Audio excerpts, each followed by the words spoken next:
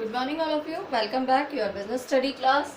So, student, as you know, our topic is going on working capital and fixed capital. ठीक है? तो working capital क्या होती है बेटा? Working capital refers to excess of current assets over current liabilities. तो current excess assets जहाँ पे हमारी ज़्यादा होती हैं कंपेरेटिवली करंट लाइबिलिटीज के, तो उसको हम क्या कहते हैं? Working capital. But it is not necessary कि every time the current assets is more than current liabilities. Sometimes the liabilities is more than current assets. ठीक है, तो करंट एसेट्स का जो वर्किंग कैपिटल का जो ये टॉपिक है, इसको हमने टू पार्ट्स में क्लासिफाई किया है. One is the gross working capital and second is the net working capital. तो ग्रॉस वर्किंग कैपिटल में वो सारी एसेट्स आ जाती हैं जिनका हम जनरली यूज़ करते हैं कैश का ट्रांजेक्शन्स करने में या गुड्स को परचेज करने में. जितना भी हम सामान खरीदते हैं बेचते हैं, उस समय पे जो भी हमारे छोटे छोटे ट्रांजेक्शन्स होते हैं, उनके लिए हमें जो भी चीज़ें यूज़ होती हैं वो सारी हमारी किस में आ जाती हैं? करंट एसेट्स में. ठीक है, तो करंट एसेट्स में सबसे पहले हमारे पास क्या आ गया? कैश आ गया, डेटर्स आ गए, marketable securities, finish good, bills receivable, work in progress, raw material, prepaid expenses. तो these all assets are related to the gross working capital. Now we come to the net working capital. तो net working capital definition ही यही है कि current assets is more than current assets is more than current liabilities. तो ये क्या निकल के आती है? हमारी वर्किंग कैपिटल. तो मैंने आपको पहले ही बताया कि कोई ज़रूरी नहीं है कि हमेशा एसेट्स ज़्यादा हो और लाइबिलिटी कम हो. Some time the liabilities is more than. देखो, करंट एसेट्स के लिए एक मेन जरूरी बात ये होती है कि ये जो एसेट्स और लाइबिलिटीज होती हैं, इनका एक पीरियड फिक्स होता है. विद इन ईयर हमें इन्हें पे करना होता है या विद इन ईयर हम इन्हें रिसीव करते हैं. आपकी बुक्स में गिवन भी है कि bills payable credit current liability as a source of fund acquiring current asset. Suppose a company get credit for maintaining a stock which is a current assets get created with the credit purchase in current liabilities. तो बस इतना सा आप समझ लीजिए कि ये जितने भी हमारे एसेट्स हमने खरीदा है, बेचा है, क्रेडिटर आए, डेटर्स आए हैं, these all are related to the current assets and current liabilities. तो अब हमारे पास पॉइंट आता है कि फैक्टर कौन से इफेक्ट करते हैं वर्किंग कैपिटल को. तो first point, factor affecting working capital. Nature of business. तो नेचर ऑफ बिजनेस क्या? अभी हमने पहले इससे पढ़ा था nature of business fix capital, कि वहाँ मैन्युफैक्चरर होगा तो ज़्यादा return.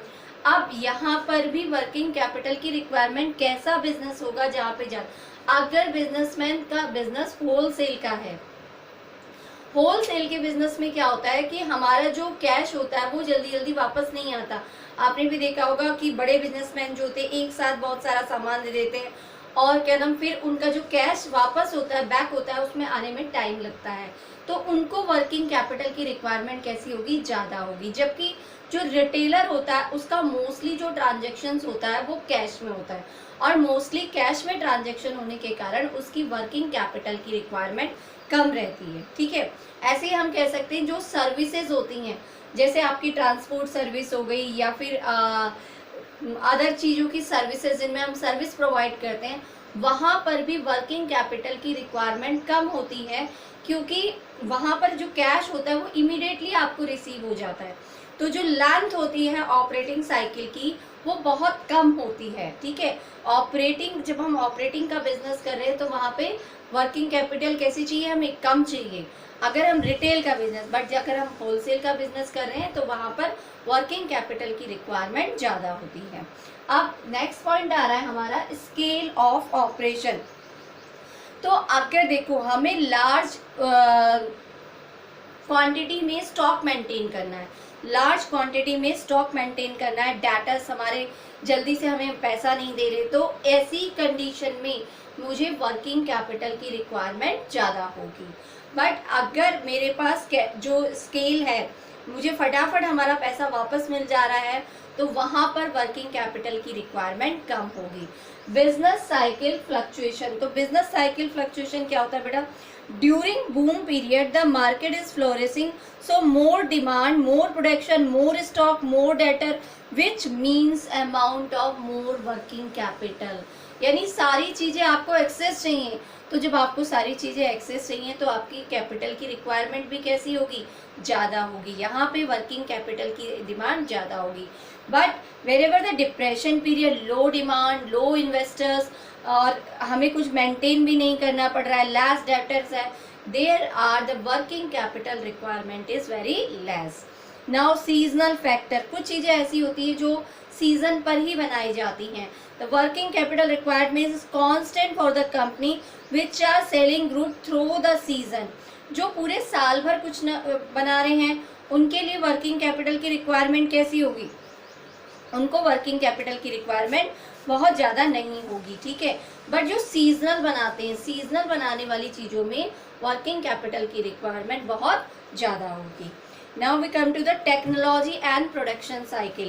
If a company is using labor intensive technique production, then more working capital. तो labor intensive technique है तो वहाँ पर ज़्यादा लोग काम कर रहे हैं, तो वहाँ पर वर्किंग कैपिटल की रिक्वायरमेंट क्या होगी, ज़्यादा होगी। Because company need to maintain enough cash to making a payment to their labours, ठीक है। Wherever if company is using a machine intensive technique of production, then less working capital requirement. तो capital intensive technique के होते हुए भी मुझे working capital की requirement कम क्यों है, क्योंकि बेटा हम ऑलरेडी जब हमने फिक्स कैपिटल की रिक्वायरमेंट की है तो वहाँ पर ही हमने मशीन्स में पूरी फिक्स कैपिटल लगा दी है। अब फिक्स कैपिटल वहाँ पे इंक्लूड हो गई है तो यहाँ पर वर्किंग कैपिटल की रिक्वायरमेंट क्या होगी, कम हो जाएगी, ठीक है। तो in case of production cycle, a production cycle is more working capital. अगर हमारा प्रोडक्शन साइकिल यानी मुझे जो पैसा वापस आना है उसे आने में बहुत टाइम लग रहा है, तो मेरी वर्किंग कैपिटल की रिक्वायरमेंट ज़्यादा होगी। मुझे कैश हमेशा चाहिए। देखो आपने किसी बंदे को उधार दिया, फिर उसने अभी आपको वापस नहीं किया, उसने ड्यूरेशन ले लिया, टाइम ड्यूरेशन लिया और उसके बाद वो पैसा आ रहा है, धीरे धीरे करके पैसा आ रहा है, तो हमें वर्किंग कैपिटल की रिक्वायरमेंट ज़्यादा होगी। लेकिन अगर आपको इमीडिएटली कैश रिसीव हो रहा है तो वहाँ पे वर्किंग कैपिटल की रिक्वायरमेंट ज़्यादा नहीं होगी। अब नेक्स्ट पॉइंट जो हमारा आता है वो है क्रेडिट अलाउड। क्रेडिट अलाउड यानी आप कितना, credit policy refers to average period of collection of sale proceed. आपने लोगों को जो सामान बेचा है उस सामान को बेचने के बाद it depends on the number of factor which has a credit worthiness of clients, industries norms. If company is allowing liberal credit policy, it will require more capital.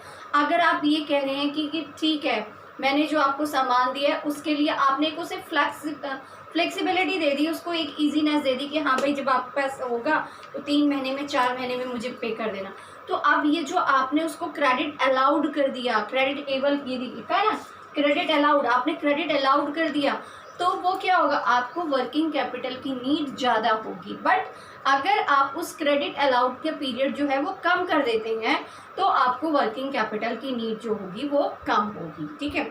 अब सेकेंड हमारा जो नेक्स्ट पॉइंट आ जाता है credit able.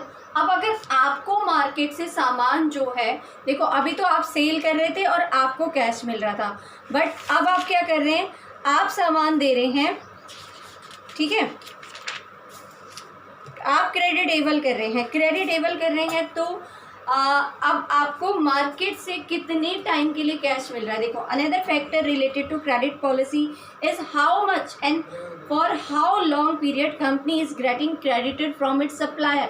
हमारे जो supplier हैं वो कितने समय के लिए हमें उधार पे सामान दे रहे हैं। अगर वो बहुत ज़्यादा समय के लिए सामान उधार पे दे रहे हैं तो मुझे वर्किंग कैपिटल की रिक्वायरमेंट कम होगी, लेकिन अगर वो मुझे लिमिटेड पीरियड के लिए ही सामान उधार दे रहे हैं तो मुझे क्रेडिट वर्किंग कैपिटल की रिक्वायरमेंट कैसी होगी, ज़्यादा होगी, ठीक है। Now we come to the next point, operating efficiency. Operating efficiency क्या है बेटा, देखो if firm having high degree of operating efficiency require less amount of working capital. देखिए आपके पास जो ऑपरेटिंग एफिशिएंसी है, जो भी चीज़ें आप ऑपरेट कर रहे हैं वो हाई डिग्री है आपकी, पैसा फटाफट वापस आता है आपके पास, तो क्या होगा, आपकी जो वर्किंग कैपिटल की रिक्वायरमेंट होगी वो कैसी होगी, कम होगी। बट अगर वो लो डिग्री है, पैसा वापस आने की स्पीड बहुत कम है, तो क्या होगी, हाई, आपको जो वर्किंग कैपिटल की रिक्वायरमेंट होगी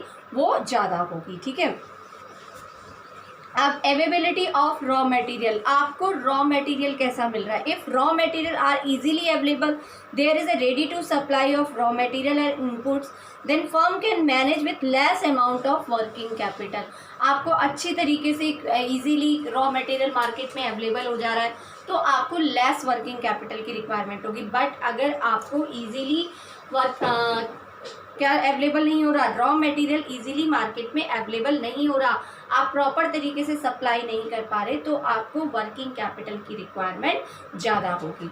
लेवल ऑफ कंपटीशन, अगर हाई लेवल का कंपटीशन है, if the market is competitive then company will have to adopt liberal credit policy. हमें दूसरों को भाई दिखाना है, कॉम्पिटिटर से फाइट करनी है तो मुझे क्या करना पड़ेगा, कुछ अपने आप से रिलैक्सेशन देने पड़ेंगे, अपने जो कस्टमर्स है और कस्टमर्स को रिलैक्सेशन देने पड़ेंगे, तो मुझे वर्किंग कैपिटल की रिक्वायरमेंट ज़्यादा होगी। Inflation, if there is a increase or rise in the price, then the price of raw material and cost labour will rise, it will result the more working capital requirement. देखिए सारी चीज़ें महंगी होने लगेंगी, तो working capital की requirement भी हमारी क्या हो जाएगी, ज़्यादा हो जाएगी। And the last point is growth prospect, first planning to expand their activity will require more capital. अगर मैं अपनी चीज़ों को एक्सपेंशन कर रही हूँ, बढ़ाना चाह रही हूँ, अपने बिजनेस को एक्सपेंड करना चाह रही हूँ, तो मुझे वर्किंग कैपिटल की नीड ज़्यादा होगी। If we don't need any type of expansion of business, तो हमें वर्किंग कैपिटल की नीड कम होगी। तो आज हमने ये सारे टॉपिक्स पढ़े आपके कि वर्किंग कैपिटल की रिक्वायरमेंट हमें कहाँ कहाँ पे होगी, कैसे होगी। एक बार इस टॉपिक को आप दोबारा से बुक से रीड कीजिए अच्छे से। If you are having any query then you ask me and send your query. I will repeat it again the same topic. It is a very important topic for the case study also. Thank you and have a nice day.